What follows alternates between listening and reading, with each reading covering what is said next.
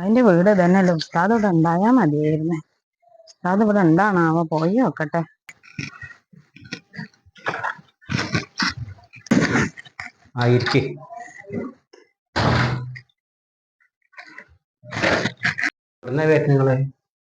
ഞാൻ ഇവിടെ അടുത്തുനിന്ന് തന്നെയാണ് ഉസ്താദെ.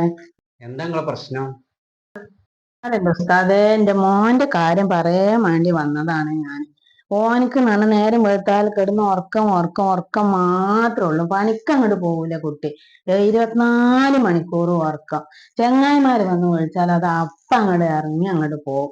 പിന്നെ വന്നിട്ട് ഈ കടുത്തം തന്നെ. എത്ര പറഞ്ഞാലും കേൾക്കൂല പണിക്ക് പോകാൻ. 10-24 വയസ്സായി. എന്താ ഞാൻ ചെയ്യുക?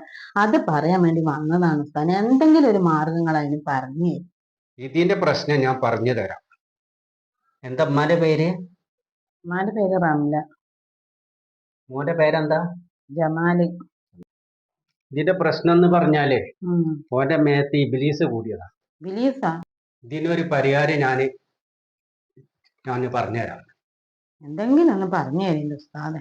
രാവിലെ സുബൈക്ക് നിങ്ങൾ നീച്ചിട്ട് നിസ്കരിച്ചതിന്റെ ശേഷം 3 ഫാത്തിഹ, 3 കുൽവല്ലാഹു, 3 കുൽ ഔദു ബിറബ്ബിൽ ഫലക്ക്, 3 കുൽ ഔദു ബിറബ്ബിൻ നാസ് ഇങ്ങോട്ട് ഓതിയിട്ട് പ്രാർത്ഥിക്കുക എല്ലാ നിസ്കാരത്തിന്റെ ശേഷം.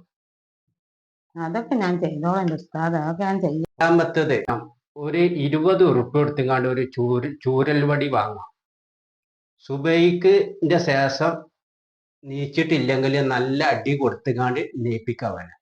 വടി കൊണ്ട് അടിച്ചാലും ഉസ്താദ് ഇപ്പോഴത്തെ കാലല്ലേ. ഇപ്പൊ അമ്മാരെ തല്ലാൻ വരണേ, വാപ്പാരെ വെട്ടിക്കൊല്ലണ മക്കള്, അങ്ങനത്തെ ഒക്കെ കാലല്ലേ ഇപ്പൊ. ഇയാളെ അടിച്ചിട്ടുണ്ടെങ്കിൽ ഇന്നെ എന്തെങ്കിലും കാട്ടിയിട്ടുണ്ടെങ്കിലോ?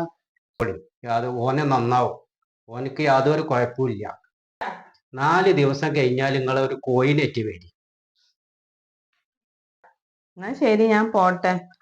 അതിവിടെ വെച്ചോളൂ ഉസ്താദെ. ഉസ്താദെ, കോഴി വേണോ അതോ കോഴിയിറച്ചി വേണോ?